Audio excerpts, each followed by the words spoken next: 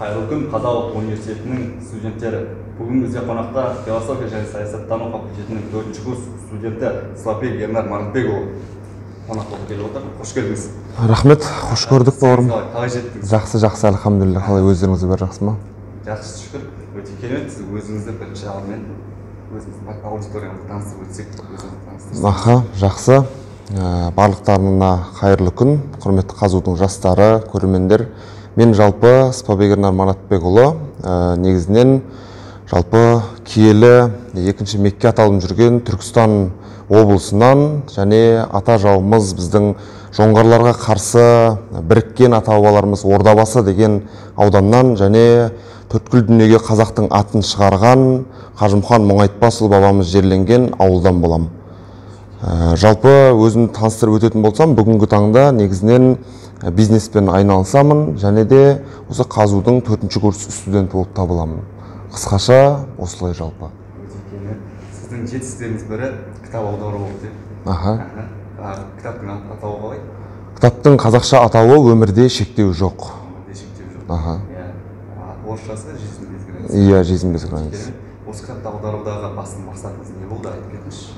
Жалпы «Өмірде шектеу жоқ» кітабын аудармай тұрып, мен негізінен осы 2-ші курс, 3-ші курстардан бастап, мына өзіміздің Гоголядағы Меломан кітап дүкеніне барып жүрдім. Сол жерде кітапты оқып, орысша кітаптарды көп оқыдым. Және Меломан кітап дүкеніндегі менің әрқашан байқайтын нәрсем, ол жерде көбінесе орыстар көп кітап оқуға келетін еді. Және олар кітап оқуға келеді, сонымен қатар өздерімен кішкене балаларын да келеді. Одан соң мен оқып отырам, мен де орысша кітап оқып отырам, айналамдағылар да орысша кітап оқып отырады, бірақ қазақтар ол жерде өте аз болды. Біріншіден. Екіншіден, қазақтар келеді, бірақ орыс тілді қазақтар, олар да өкінішке орай орысша кітап оқиды. Содан соң менде мынадай идея туындады, неге мен сияқты ауылдан шыққан жалпы қарапайым қазақтың балалары Меломан дүкеніне келгенде, олар орысша оқу керек. Неге бізде қазақша кітаптар осы Меломан дүкенінде тұрмасқа? Олар бәлкім мен сияқты орысша білмейтін шығар, орысша білмейтіндер сонда ғаламның ең жақсы деген білімдерін ала алмайды ма сонда? Оларда алуға құқы бар ғой деген сондай идея келді. Одан соң жаңағыдай ойымды қорыта келе, мен осыған не жасай аламын? Мен басында көбінесе сынап, анау жаман, мынау жаман дегенде қазақтар құмар келеді, соның бірі мен болғам. Бірақ сол сәтте мен өзім амал жасайын деп шештім. Амал жасап, мен өзім бір үлес қоссам болады ғой дедім. Сонымен менде қабілетімде жалпы қазақша жақсы жеткізе аламын және орысшадан жақсы былайша түсінемін. Сол екеуін қостында синергия болды ол жерде. Сонымен мен аударамын деп шештім. Сөйтіп жаңағы кітапты аудардым былайша айтқанда. Ең басты мақсатым ол жерде сол қазақы аудиторияға тамаша бір кітапты сыйлау, және де ол кітаптың басты ерекшелігі өмірде шектеу жоқ деп қойған себебім жалпы ол қандастардың бойындағы жаңа үрейді барлығын жеңуге көмектессе екен деген болды. Өте керемет. Бұл кітапты аударуда қиындықтар болды ма? Кітапты аударуда қиындықтар негізінен мен үшін енді аса бір қатты қиындық деп айта алмаймын, бірақ сырт көз сыншы дейді біздің қазақ халқы. Сырт көзге менен сұрап жатады, қалай аудардың деген кезде мен жауап берем. Соны айтып, қандастарымыз жалпы мәссаған солай сонша сағат арнадың ба деп жатады. Енді соны айтып өтейін, мен күніне 10 сағат арнадым. Күніне 10 сағат арнадым, сағат таңғы 9-дан түскі 1-ге дейін 4 сағат аударатынмын. Одан соң түскі 1-ден сағат 2-ге дейін намазымды оқып аламын және обедімді ішіп аламын да. Одан соң кешке дейін тағы 5 сағат аударамын. Мен үшін бұл қатты қиындық болған жоқ. Неге? Өйткені мен алдыма мақсат қойғандықтан жалпы визуализация деген нәрсе болады. Мен соны көз алдыма елестеттім. Кітабым шығып, оны қандастарым оқып, өздеріне мотивация алып, жаңа Ник Вуйчичтен үлгі алып, бізде солай жасай алмаймыз ба? Осындай адам, мүмкіндігі шектеулі адам осылай жасап жатқан кезде біз неге жасай алмаймыз деп, олар да ұмтылса екен деген мен көз алдыма елестеткен кезде, мен былайша айтқанда ұйықтай алмадым. Сөйтіп күндіз түні аудардым, енді түнде емес, әсіресе күндіз 10 сағат арнадым. Мен үшін қиындық деп айта алмаймын, дегенмен сырттағы адамдар күніне 10 сағат арнадың ба, көзің ауырған жоқ па деп айтып жатады. Өте керемет. Ал енді кітап тақырыбын алып тастап, өткен шаққа оралайық. Оқушы жылдар қандай болды? студент кездегідей белсенді болдыңыз ба? Жалпы мен оқушы кезімде белсенді болдым, бірақ белсенді болды дегенде ол мына медалдың екі жағы бар дейді ғой. Сол сияқты мен кері бағытта өзім солай санаймын, белсенді болдым. Мен мектепті қызылға бітірдім, альхамдулилля, және де мен мектепте көптеген КВН жарыстарына қатыстым.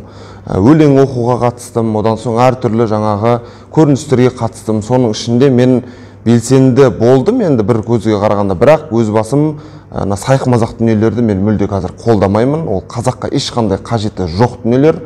Әсіресе КВН, жаңағы әзіл-сықақты нәрселер, вайындар, ешқандай пайдасы жоқ вайындар, осылардың барлығы қажет болмағандықтан мен соларға қатыстым, бір жағынан белсенді болдым, бірақ оны мен өзім көңілім толмайды былайша айтқанда.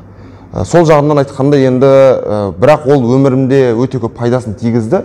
Өйткені мен ашылдым, халықпен жұмыс жасап үйрендім, сол жағынан белсенді болдым.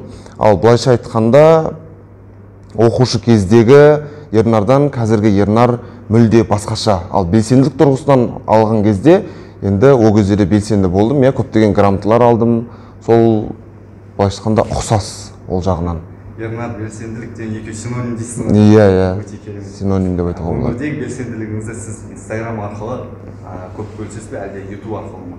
Мен соңғы кездері YouTube'қа көбірек көштім, Инстаграмда былайша айтқанда қойдым, өйткені қазір жалпы интернетте контент видеоға кетті.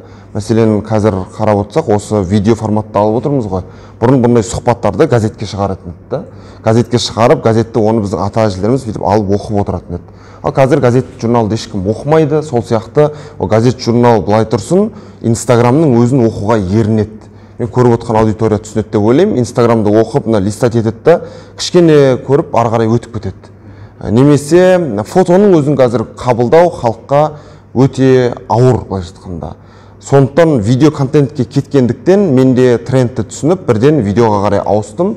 Сондықтан қазіргі таңда мен YouTube арналарын жүргізіп жатырмын. Біреуі ауыл шаруашылығы деген YouTube арнам. Ол жерде жалпы біздің агро потенциалымызды халыққа түсіндіріп, соны дамытып жатырмын. Ал екіншісі өзім Ернар Education деген YouTube арнам. Ол жерде өзімнің осы өмірлік тәжірибелеріммен бөлісемін. Сол себепті қазіргі таңда мен көбінесе YouTube'да белсендімін. Инстаграмда енді историяға былайша салып қоямын, андасында өзімнің нелермен бөлісіп қоямын, бірақ ол жақта қатты белсенді емеспін. Негізі жалпы барлығы YouTube'қа көшеді деп ойлаймын өзім. Сонда қазір де сіз Инстаграмнан гөрі YouTube'да көп отырасыз, иә? Иә, мен YouTube'пен көп жұмыс жасаймын. Енді универге келсек, бірінші курстағы Ернар мен төртінші курстағы Ернардың айырмашылығын айтып беріңізші.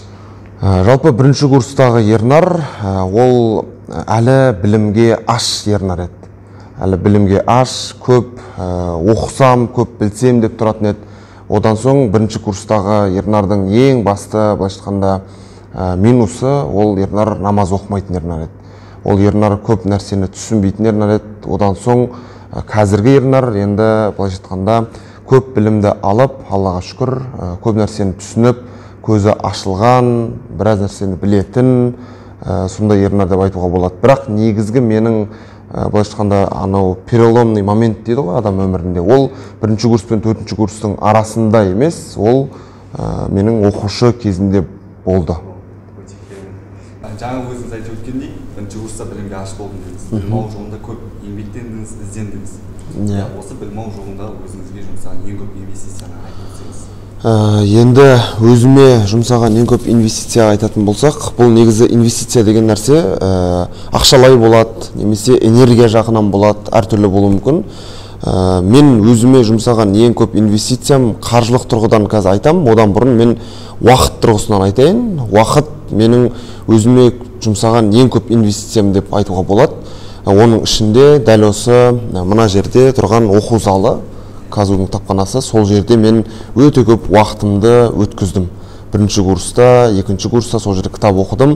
Сол уақыттарым менің Аллаға шүкір өзіме жұмсаған ең көп инвестициям деп айтуыма болады. Ал қаржылай тұрғыдан келетін болсақ, қаржылай тұрғыдан өзіме шамамен 45 мың теңгеге Шомбай онлайнда оқығам. Одан бөлек жалпы кітаптарды сатып алып жатырмыз. Ең көп енді сол деп айтуға болады. Бірақ көбінесе кітапханадан осы жерден жалпы өзіміздің универдің несін пайдаланып оқимын жалпы. кітап оқудан шаршамау керек дейсіз ғой? Дәл солай адам еш уақытта оқудан жалпы шаршамау керек қой. Сіз қазіргі таңда Google компаниясымен жұмыс жасап жатқан екенсіз, иә? Аха. Оған қалай жоқтыңыз? Қалай келісімшарт болды?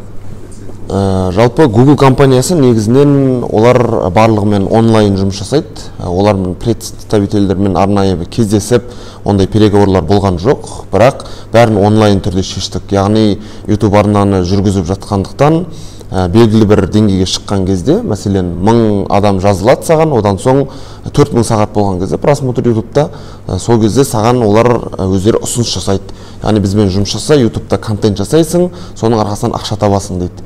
Сонымен мен соны пайдаландым да, осы жақында ғана YouTube'тан өзімнің қаржымды шығардым. Ол өзім үшін өте бір енді адам жемісін көрген кезде жасап жатқан жұмысыңның өзіңе бір ләззат сыйлайтын дүние. Соны алдым. Сол онлайн барлығы былайша айтқанда олармен келіссөз жасалды, партнеркаға отырдық. Сол арқылы енді алдағы уақытта да жұмыс жасаймыз, Алла бұйыртса. Енді осы жасыңызға дейін қанша кітап оқыдыңыз, айта аласыз ба? Нақты санын? Мен осы жасыма дейін нақты санын енді есімде жоқ. Жалпы шамамен 100-ден аса кітап оқыдым. Бірінші сыныптан бастап 100-ден аса кітап оқыдым. Оның ішінде негізі оның саны 500-ге дейін барады. Бірақ кітапты былай бөліп қарау керек. Бір кітаптар болады, оны басынан соңына дейін бірденмен оқып шығасың. Бір кітаптар болады, ішінде былайша айтқанда өзегі дейді ғой, сол жерін ғана аласың. Мен басынан аяғына дейін оқып шыққан кітаптарым бірденмен оқып шыққан, былайша айтқанда баса алмай 100-дей деп айтуға болады. Ал ашып, мазмұнын қарап, өзіме керек-керек жерін оқығандардан шамамен 500-дей кітап болады.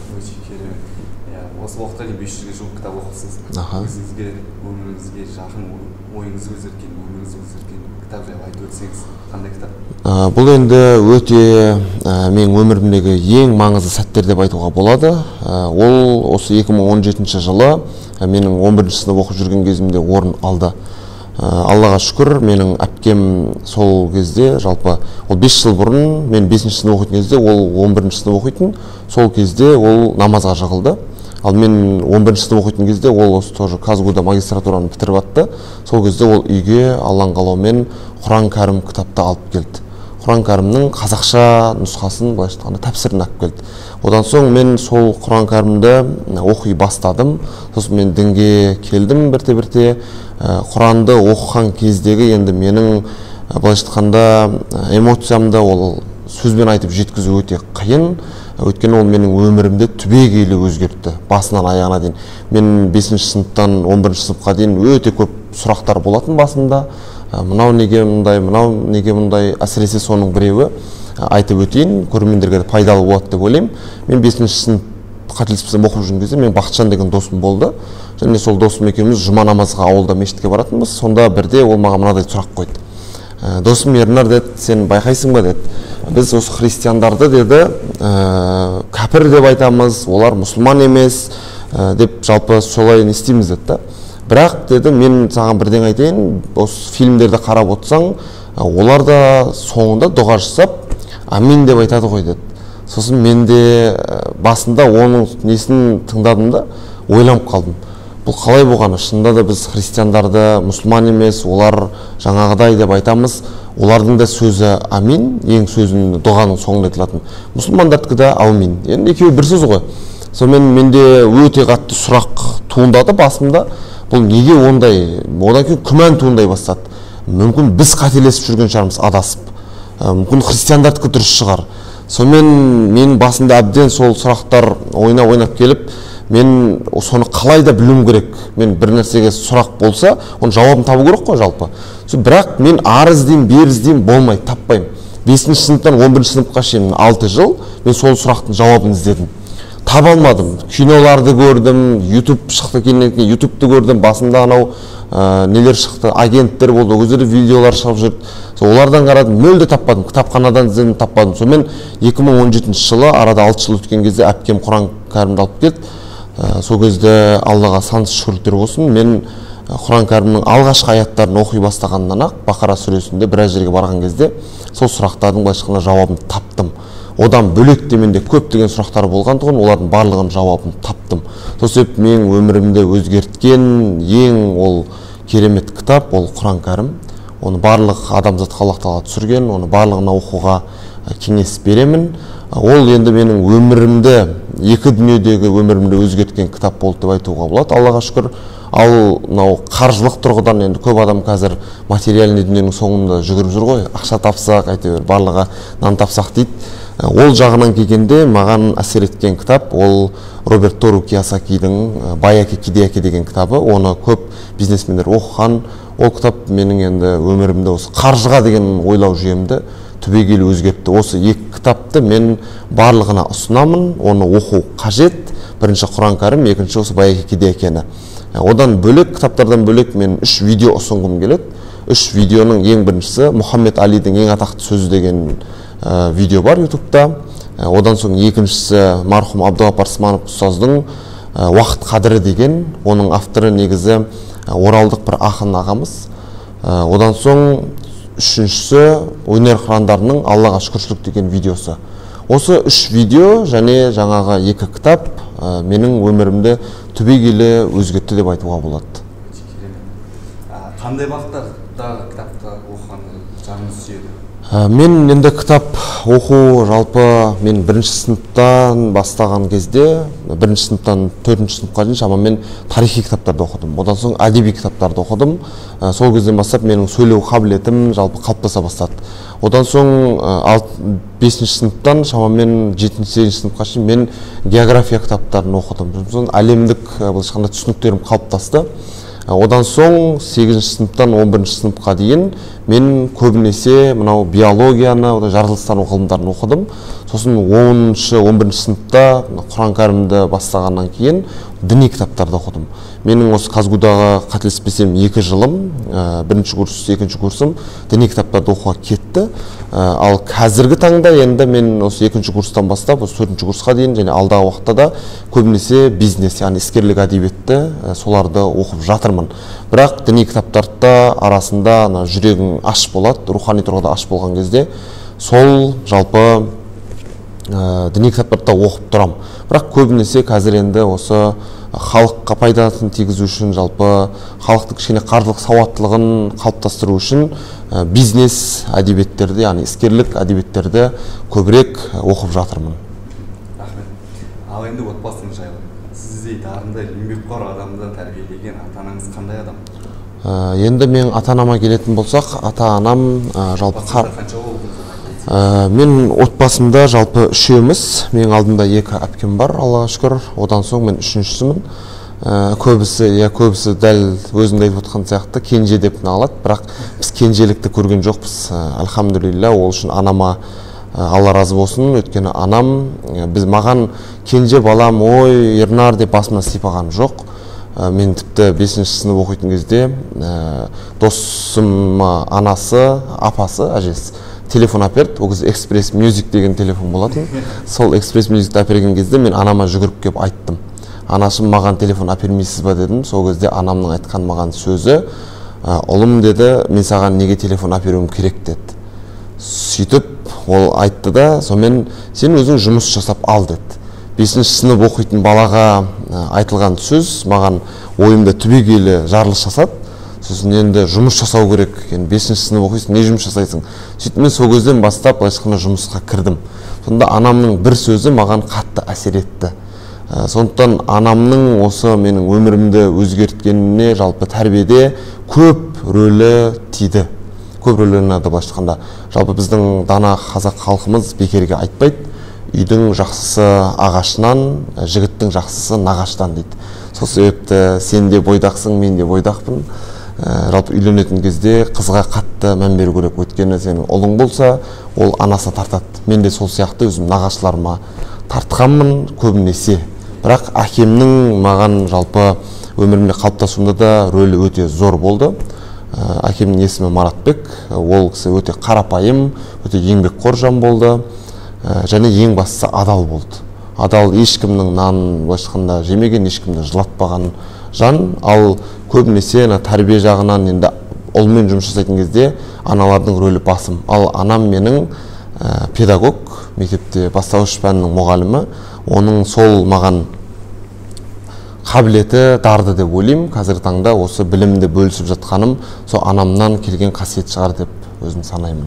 Керемет. Ал енді қара шаңырағыңыз Қазақ ұлттық университетіне қалай келдіңіз айтып өтсеңіз, бала кезден бергі арманыңыз ба әлде қалай? Мен енді Казгуға қатты бала кезден болған арман деп айта алмаймын. Негізі Алматыға оқуға түсем деген бұл менің басты миссиям болды. Ол 11-ші сыныпта. Өйткені 11-ші сыныпта жаңа діни кітаптарды оқыдым, Құран кәрімді оқып өмірім өзгергеннен кейін мен жемқорлық деген нәрсені былайша айтқанда өте қатты жек көрдім. Әлде де өте қатты жек көрем. Қазіргі таңда сонымен күресу керек деп ойлаймын. Әрбір қазақтың жас өзінің сияқты мәселен жігіттер жемқорлықты бірінші білу керек, одан кейін онымен күресу керек. Пара бермеу керек, алмау керек. Сол бағыттан қараған кезде мен 11-ші сыныпта еш уақытта мен жалпы жемқорлық бар жерге түспеймін дедім оқуға. Сосын маған ұсынды, анам Шымкентке түсті, мен оны ашығын айтам. Шымкентте Алматыға қарағанда көбірек пара алу бар. Оны жасыратын ештеңесі жоқ, ауруын жасырған өледі дейді. Оны айту керек. Шымкентте содан кейін мен Шымкенттің университеттеріне түспеймін дедім. Сосын Алматыға түсем дедім. Одан соң бір әсер еткені осы Алматыға оқуға түсуіме осы тау болды. Мен тауды өте қатты жақсы көрем. Тауға шыққанды жақсы көрем, таудың ауасымен демалған жақсы көрем. Содан соң мен Алматыға оқуға түсемін деп шешім қабылдадым. Соның ішінде енді Қазақ ұлттық университеті Қазақстандағы нөмір 1 университет, ол альма-матер, қара шаңырақ деп жатамыз.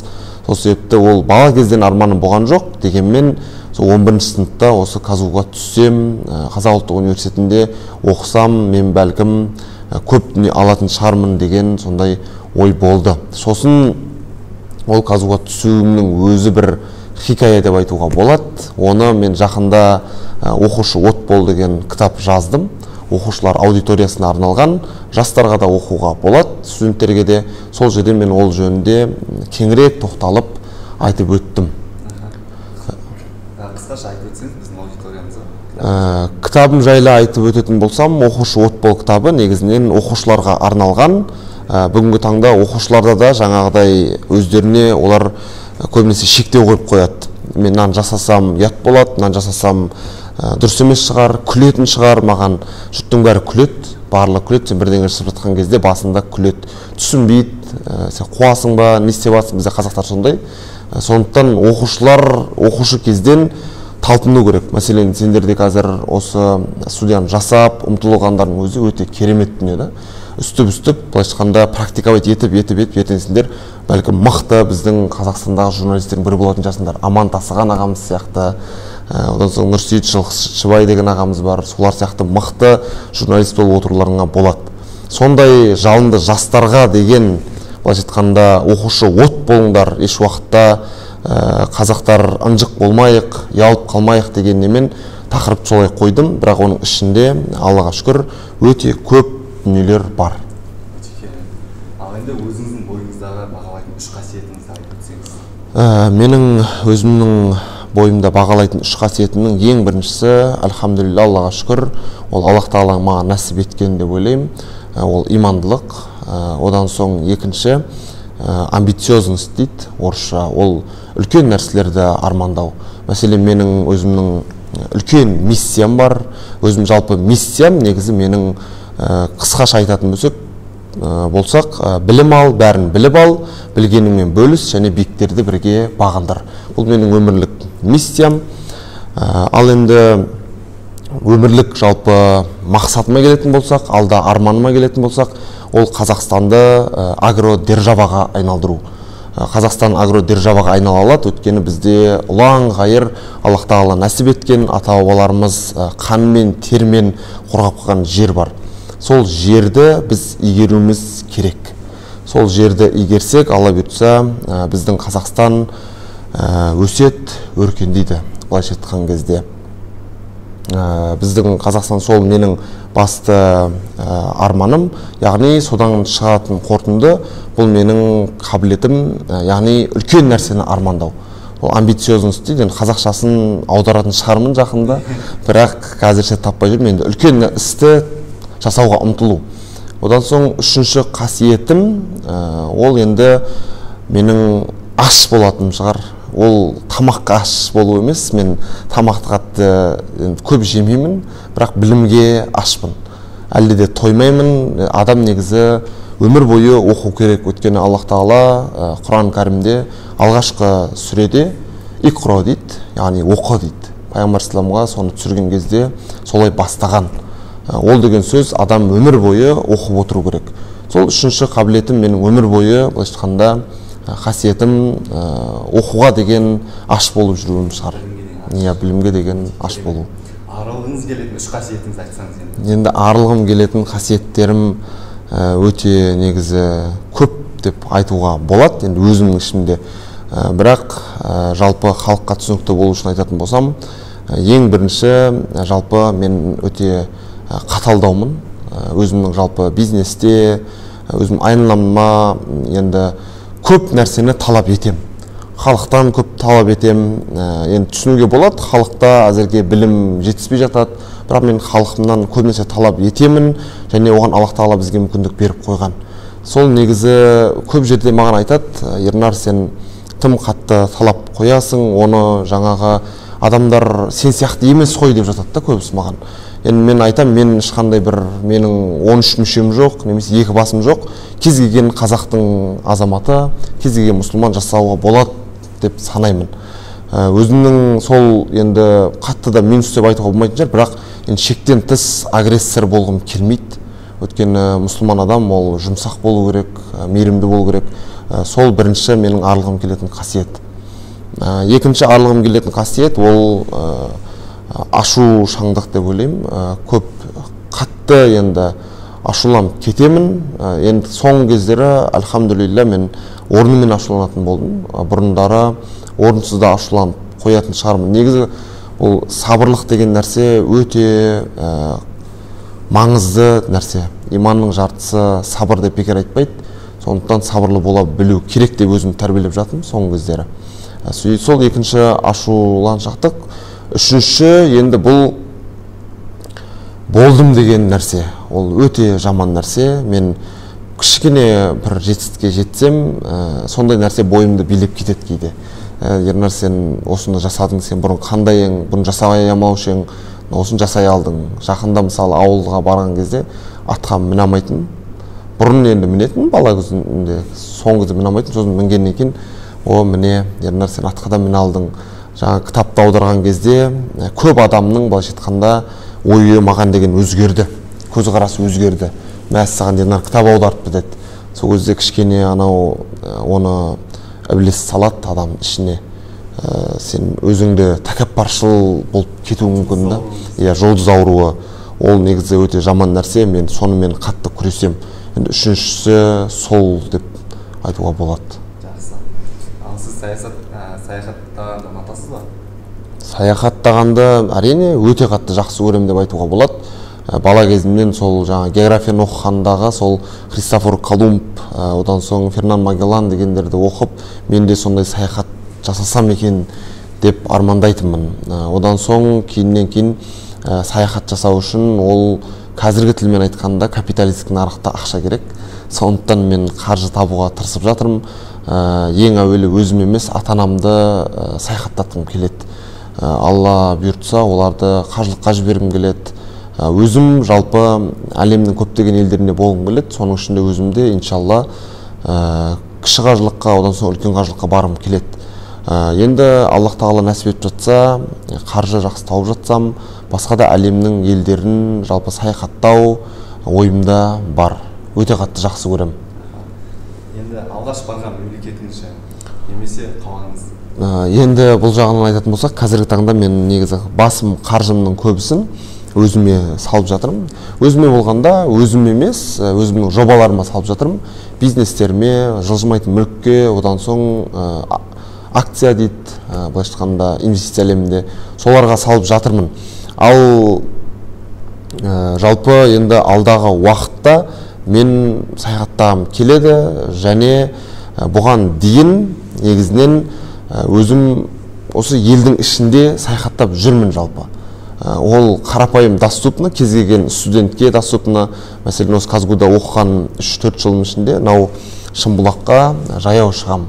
Шымбұлақтан ары тіпті Қырғызстанмен шекараға дейін жаяу шыққан кездерім болды. Сосын адамдар таңғалып сұрап жатады, бір өзің шыға бересің ба деп. Енді бір өзің, құлағыма шынайы болған нәрсе бұл, ойдан шығармағам ешқандай. Құлағыма жаңағы аудио книгалар бар, соларды тығып алып, одан соң құлаққаппен соны тыңдап тауға дейін шығып қайтатынмын. Сол елдің ішінде саяхаттап жүрмін қазір. Өзім жақында Түркістанға барып қайттым, Түркістан облыс орталығы болып дамып жатыр. Алдағы уақытта енді Алла бұйыртса басқа елдерге де шығамын деп ойлаймын. Ал енді сіз жеткен жетістіктеріңіз көп екен. Қазақ ұлттық университетінің жастарына, студенттеріңізге берер ақыл-ой кеңесіңіз бар ма? Қазақ ұлттық университетінің студенттеріне, жалпы қазақтың жастарына айтқым келеді. Негізінен біздің осы университеттің жастарына айтатын болсам, кітапхананы максималды түрде пайдалану керек. Өйткені біздің Қазақ ұлттық университетінің кітапханасының қоры ол орталық Азиядағы емес, тіпті ТМД-дағы, қателеспесем, ең үлкен кітап қоры. Осы кітапхананың астында, егер білмейтіндер болса, барып көруге болады, подвал бар. Сол подвалда өте үлкен кеңестер одағы кезінен жиналып жатқан кітап қоры бар. Соны жастар біздің барып көрсін, және осы кітап оқу залының өз бірінші жетеді. Сол жерде кітаптардың ең қажет деген адам өзіне соларды оқу керек. Оны сіздерге де ұсынам. Одан соң ұсынатын нәрсем, адам еш уақытта білім алудан еш уақытта тоқтамау керек. Әрқашан аш болу керек. Және ең маңыздысы, одан да маңыздысы, ол ешқандай шек келмейді. Ол ең біріншісі имандылықты былайша арттыру керек. Аллах Тағаланың тура жолына келу керек. Мұсылмандықты шынайы біліммен жасау керек. Оны қазіргі таңда Қайрат Жолдыбайұлы секілді ағаларымыз жақсы түсіндіріп жүр ағартушылық саласында. Сол себепті ең бірінші айтатыным, жалпы мен 5 нәрсені ұсынғым келеді. Ол өте маңызды дүниелер. Ең бірінші, адам бойында имандылықты дамыту керек. Одан соң екінші, ол денсаулық. Денсаулықты былайша айтқанда дамытып отыру керек. Үшінші, оны негізі былайша айтқанда ортада ол білім, ол алдыңғы екеуіне де өте қатысты. Білім болмаса адасып кетуің мүмкін, жаңағы сәләфит болып, сақалыңды өсіріп, балаң қысқартып, ширияға кетіп қалу қаупі бар. Білімсіз болса имандылық. Одан өкінішке орай бізде қазір қорқат көбісі. Менің сақалымды көріп те қорқу мүмкін, сіз осыны дінге кіріп кеткенсің ба деп. Бізде қатты жалпы қорқып жатыр. Ол бірақ білімсіздіктен қорқып жатыр. Егер білсе, секта не, былайша айтқанда содырлардың не екенін, ал мына жақта шынайы Аллах Тағаланың дінінің не екенін білетін болса, ол қауіпті емес. Сондықтан бірінші сол білімді пайдалана отырып имандылықты дамыту керек. Одан кейін екінші денсаулыққа қарау керек. Денсаулық өте маңызды. Денің сау болмаса, саған ештеңе маңызды болмай қалады. Сондықтан үшіншісі ол білім алдыңғы екеуіне қатысты, одан кейінгі екеуіне де қатысты. Яғни үшіншісі білім болса, төртіншісі ол қарым-қатынас және эмоция. Бұл да өте маңызды нәрсе. Бұл үлкен енді лекцияны талап етеді. Мен аудиторияға айтайын, Ернар Education деген YouTube арнама кірсеңіздер, сол жерде мен толығырақ айтып түсіндіргем. Енді сұхбаттың барысында бұл 3-4 сағат сұхбат болмайды, сол себепті қысқа ғана айтып жатырмын. Қарым-қатынас деген басқаны адамдармен жақсы мәміледе болу.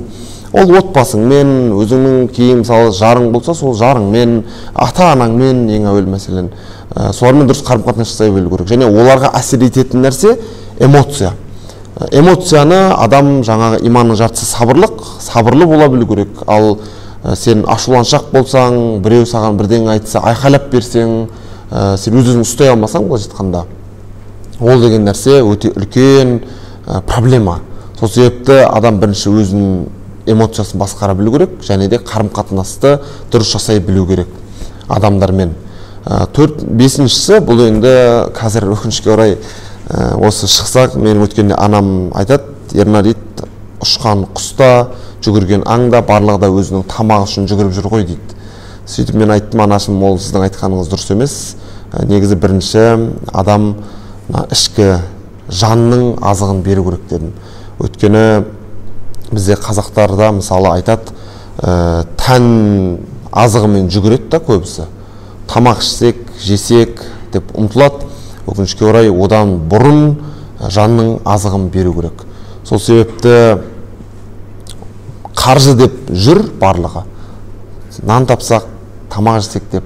Бірақ мен сол имандылықты қайттан айналдырып айтам, соны дамыту керек. Енді сол қаржылық, ол ақша, былай айтқанда, сол бесінші нәрсе ол.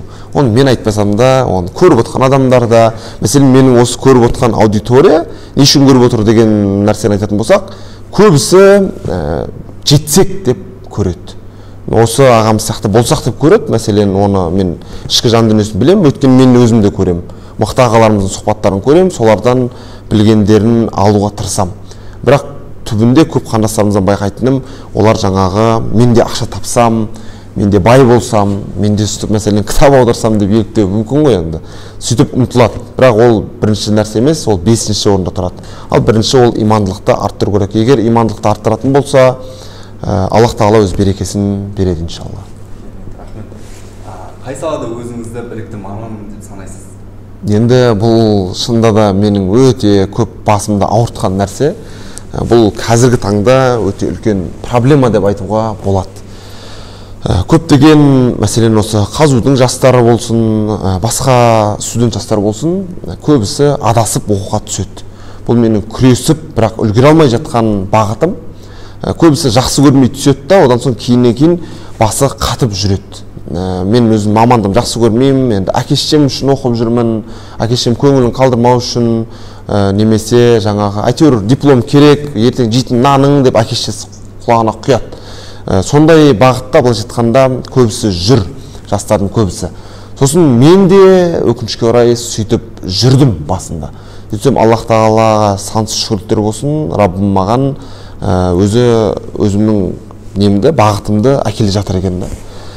Мен ана саланы көрдім, мына саланы көрдім. Қазіргі таңда мен 5-6 проектімен жұмыс жасап жатырмын. Мәселен айтып өтетін болсам, қысқа ғана, ол енді университет оқуды шетке қойын, 2 YouTube каналды жүргізіп жатырмын. Біреу Ернар Education деген өзімнің жеке брендті дамыту барысында жасалып жатқан дүние, және халықты ағартушылық мақсатта. Одан кейін ауыл шаруашылығы деген YouTube арнам бар. Ол жаңағы менің үлкен мақсатым бар. Қазақстанда үлкен ауыл шаруашылығы державасын айналдырған деген. Сол бағытта жалпы ол YouTube арнамды жүргізіп жатырмын. Бұл YouTube каналдар, одан кейін жаңа өмірде шектеу жоқ кітапты Алла бұйыртса алдағы уақытта шығарам. Және оны ары қарай халыққа сатып, оларға жеткізу керек. Одан кейін 4-ші проектім ол оқушы от бол деген кітап. Оны осы сұхбатта айтып отырмын. Мен көптеген жастар көріп отыр. Олар да жақсы дүние болған соң алсын деп жатқан ниетім. 4-еу, одан соң 5-шісі ол менің өзімнің реальный бизнесім. Ол АОС деген агрокомпанияның қазіргі таңда директорымын. Сол агрокомпаниям арқылы мен органикалық тыңайтқыш өндіріп жатырмын. Биогумус деген тыңайтқышты өндіріп жатырмын. Сол тыңайтқышпен ертең табиғи өнім алуға болады. Қазір селитрамен өсіріп жатыр да көбісі. Сен бауырым Жетісайдамын дедің ғой. Жетісайда болса жақсы білесің. Жетісайда барлығы селитраны қолданады. Ол селитра деген адам денсаулығына өте зиян нәрсе. Оны жейді, мәселен селитрамен өскенде селитран құрамында нитрат болады. Нитратты жеген адамның құрамына түседі да, ол адамның иммунитеті ослабетеді. Содан кейін жаңа коронавирус сияқты, мысалы енді шоу болып жатқан ауру келген кезде біздің көптеген жақсы ағаларымыз өкінішке орай дүниеден озып кетті. Оған негізі коронавирус әсер еткен жоқ, оған адамдардың денсаулығының нашар болуы әсер етті. Өйткені ауырды көбісі, аман қалды. Неге? Өйткені олар спортпен айналысқан, денсаулықтарына қараған адамдар ауырды да қайттан жазылды. Ал денсаулығына қарамаған адамдар өкінішке орай ауырды. Ал ол денсаулыққа қарау бар, және тұтынып жатқан тамақ бар. Мен сол органикалық тыңайтқышпен табиғи өнім алсам деген ниетпен Алла бұйыртса сол компаниямды жүргізіп жатырмын. 6-шы проектім, проект таусылып жатқан жоқ. Байқап отырсаң, Павлония деген керемет ағаш бар. Сол ағашты өсіреміз деп жақында Алла бұйыртса өзімнің серіктестерімен сол жобаға инвестиция құяйын деп жатырмыз, қаржы. Міне бұны неге айтып отырмын? Өйткені бұл проектінің барлығын мен основной енді өзім жүргізіп жатырмын. осыдан шығатын қорытынды көрермендер ойлауы мүмкін, ана салада жүр, мына салада жүр. Көбісі айтады, Ернар бір саланың басын ұста, қазақта сөз бар, екі кеменің басын ұстаған суға кетеді, немесе әр төбеге бар бір бүлдірдің деген тағы бар, бізде айтып жатады мысалы.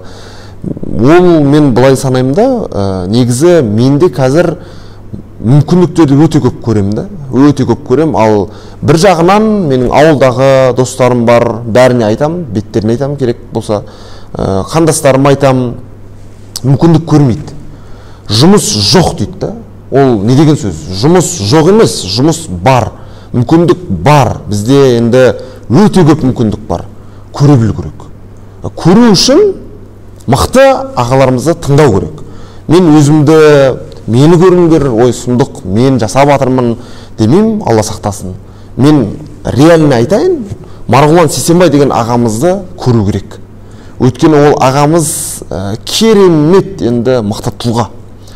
Ол ағамыздың айтып жатқан салаларын егер ұстайтын болса, мәселен, сен географияда оқимын дедің, географияда оқисың, географияда оқып жүріп, сен қосымша бір кәсіппен айналысуыңа болады. Өйткені сен ертең қалыпты нәрсе, оны Роберт Кийосаки айтады кітабында, егеуқұйрық жүгірісі дейді. Сен бітіресің неңді, оқуыңды, сөйтіп дипломыңды аласың да, мектепке немесе неге сен мұғалімдік пе, педагогический ма, научный ма? Научный ма, жарайды. Научный болса, не Казгудағы аласың, немесе бір научный проекттерді қорғап, түптің түбінде сен жалақы үшін жұмыс істейсің. Дұрыс қой. Сөйтесің да сен не істейсің, сол жалақымен жүресің. Ертең үйленесің, бала-шағаң болады. Одан соң саған миың жей бастайды. Ақша жетпей жатыр дейді, әйелің айтады. Балаң айтады, әке, өткен айда осындай әперем дегенің не болды дейді. Сосын сен айтасың, балам жетпей жатыр, келесі ай.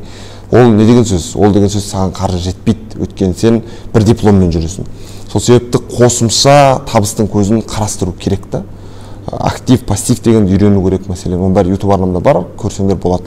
Сол сияқты мен көріп отқан жастарға да айтарым, бір мамандықпен қатып қалмай, қосымша кәсіпті жасау керек.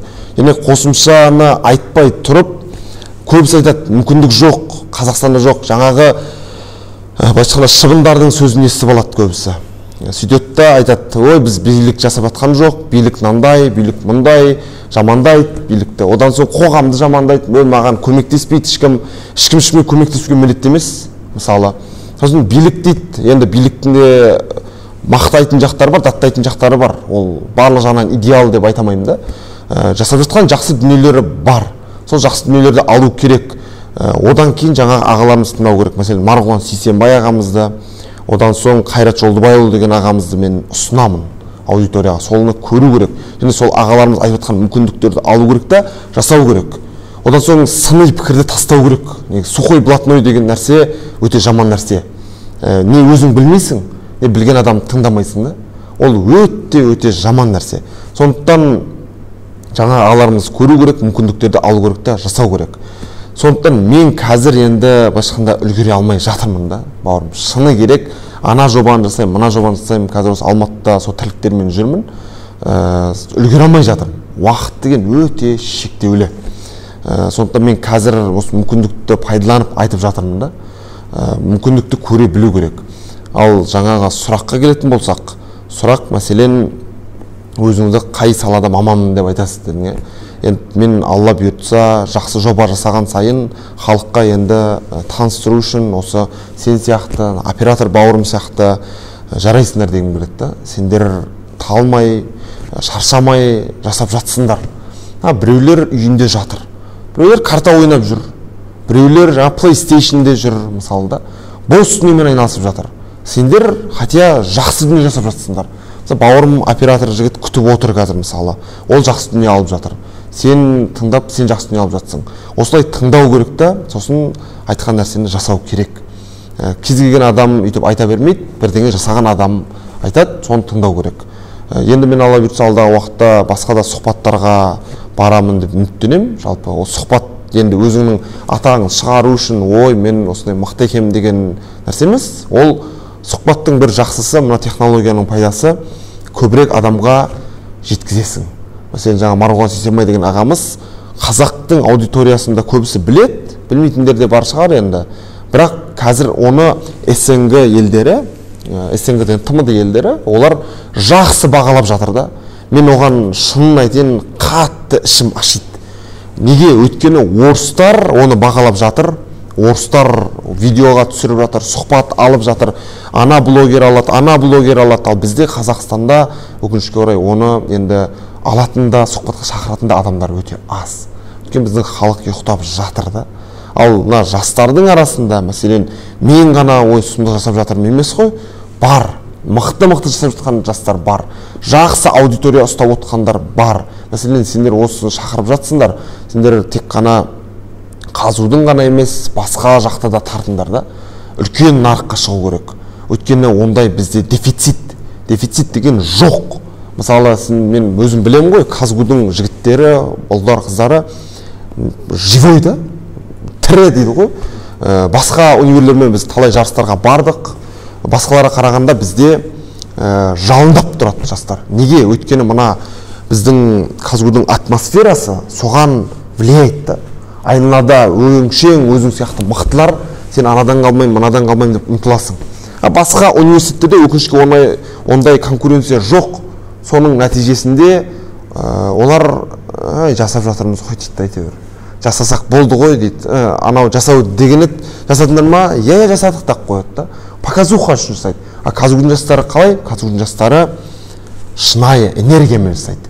Сонда сендер ол энергияны тек қана мынау Казгудың үздіктері деп шақырмау керек.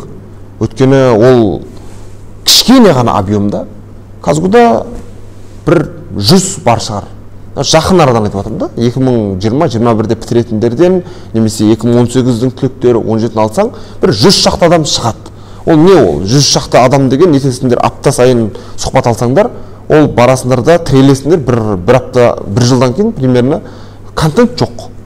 Сендер үлкен аудиторияға шықсаңдар, қазу үздіктері емес, Қазақстанның, мысалы, университеттерінің үздіктері десеңдер, сендер сонда үлкен неге шығасыңдар. Одан соң сендер Нұрлан Қоянбаев шақырсаңдар болады. Нұрлан Қоянбаев ағамыз, мәселен, бизнес по-казахскимен бүкіл Қазақстанды жарды. Сұңқардың несі? Айтады ғой сендерге. Ой, Сұңқарда кезінде Нұрлан Қоянбаев болған дейді. Сұңқарда кезінде анау болған. Мысалы, Әлібек деген ағаларың бар. Ол жігіт қазір осы неде қателеспесем, Жемпиде қателеспесем сол жақта жүрген тұғын. Осы Сұңқарда болып жүрген, осы араласатын Бәке блогер деген жігіт бар. Ол жігітте осы Казгуда мен кезінде 2-ші курста вайн түсірген ол жігітпен. Ол жігітте, машалла, Алла разы болсын, ағамызға өте жақсы дүниелер жасап жатыр да. Одан кейін айта берсек енді Казгуда өте мықты түлектер бар. Бірақ жаңағыдайда шектеп қоймау керек. Мен сендерге айтып жатқан себебім, сендер осыны, мысалы, өздеріңнің нандарын қылып алсаңдар болады да. Түсіндірсіңдер ма? Сендер осыны жұмыс қылып, ертең дамытып, үлкен нені жоба қалсаңдар болады. Сөйтіп ақша тапсаңдар болады. Мысалы, ол сұхбат деген жарнама да. Сендерге ол менің кішігірім кеңесім болсын, тегін, ешқандай ақсыз. Оны ертең сендер дамыта берсеңдер, мысалы, журфактан шақырасыңдар, журналистті отырасыңдар, жаңағы видеографты отырғызасыңдар ана жерге. Сөйтіп сендер мықты аудиторияға шықсаңдар болады. Өздерің тек шектеп қоймауларың керек та. Одан соң енді мен өзімді айтатын болсам, жаңағы мен негізі ағартушымын деп айтуға болады. Ағартушымын. Өйткені енді ондай маман жоқ қой. Ана жобаны айналысып жатқан, мына жобаны айналысып жатқан, ана айналысып жатқан. Сонда айтады да, мысалы, сен кімсің деуі мүмкін соңында. Біреуінің сесі деп алуы мүмкін. Сол негізі мен айтамын, мен ағартушымын. Ағартушымын деген кезде біреулер не істеуі мүмкін, енді аудиторияның ішінде әртүрлі адам болады ғой. Ой, сен ағартушымын дейтін сен кімсің? Ағартушы ол Абай Құнанбаев, ол Ыбырай Алтынсарин деуі мүмкін. Мен ондай адамдар болатын болса, бірден айтам, әрбір қазақтың жасы, әрбір қазақтың жалындап тұрған жас жігіті, қызы, ол ағартушы болу керек. Дәл қазіргі таңда, мынау 2021 жылы сондай болу керек біз. Өйткені сен өзіңде білесің ба, бөліс. Ол білмегенге пайдасын тигізеді. Өйткені ол орыстарда сондай дүние бар, олар білгенмен бөліседі. Жасырып қалмайды. Ал бізде қазақта қызғаншақтық деген нәрсе бар да. Ол мен сізде қаншама адам айтып жүр. Қызғаншақтық, жаңағы бір ағаларымыз, мысалы, теплицаларын барып түсірейін десе, кіргізбейді дейді. Ой, неғыласың, көз өтіп кетеді, бірдеңе, ол дұрыс емес. Сондықтан мысалы сен де мысалы казгуда оқып жүрсің, сен географияда оқып жүрсің да, сен өзіңді мысалы мен ашын оқып жүрмін, не бөлсем деп ұялуың мүмкін да. Жоқ, сен ауылда жүрген жастарға қарағанда сен үлкен нәрсе жасап жатсың да. Түсіндірсің бе? Ауылда сенің орныңда болсам деген қаншама қазақтың жастары бар. Сен соларға бөліс, сен айт, оларға түсіндір. Мысалы оператор бауырымыз мынаны қоямайтындар бар, штативқа мына тұрған нені, камераны қоямайтындар бар. Штатив деген не дейтіндер бар да. Рас, сондайлар бар. Соларға түсіндіру керек, айту керек, жеткізу керек та, бөлісу керек. Сол себепті мен айтарым, әрбір қазақтың жас жігіті, жастары ағартушы болу керек. Одан ұялмау керек. Ол Абырай Алтынсарин ағартушы болған. Біз кімбіз? Ол болмайды. Мағжан Жұмабаев мысалы қателеспесем 20 жасында ма педагогика деген оқулық жазған. Олар сол жас кезінен бастап жасады, сөйтіп жастай олар атылып кетті да. Кеңес жаңағы Қызыл империя, өкінішке орай атеисттер, олар адасқандар да. Оларды атып жіберді, өкінішке орай. Сондықтан әрбір қазақтың жастары олар ағартушы бола алады. Мен сондықтан мен де басында ойладым, мен де ағартушы болсам, қалай болады ол? Ондай сәл не болады да, қысым болады. Сөйтіп мен айттым өзіме, мен жасап жатырмын. Мен жасай да берем, Алла бұйыртса. Сондықтан мен өзімді позиционировать еткен кезде мен жас ағартушымын деп айтуға болады. YouTube арнамда барлық видеоларымды солай бастаймын, көрсе болады енді. Сондықтан сендерге үлкен алғысымды білдірем, Алла бұйыртса. Мен ағартушымын деп аяқтағым келеді, Алла бұйыртса. Бүгінгі біздің аудиториямызға, көрермендерімізге керемет сұхбат болды деп ойлаймын. Сізден тәлім алып, тәрбие алып, жастарымыз өзгереді деген, ойларым өзгереді деген ойдамын. Тамаша. Бүгінгі сұхбатыңыз үшін сізге рахмет. Бүгін бізде қонақта болған саясаттану және философия факультетінің 4-ші курс студенті Славбек Ернар Маратбекұлы. Сізге көп рахмет. Алдағы уақытта жобаларыңызға тек қана сәттілік тілеймін. Ең алдымен қазіргі кезде актуалды күтті. Денсаулығыңыз мықты болсын. Ауырмаңыз, қамаңыз. Және алдағы уақытта тек қана сізге сәттілік тілейміз. Жақсы, сендерге де сәттілік.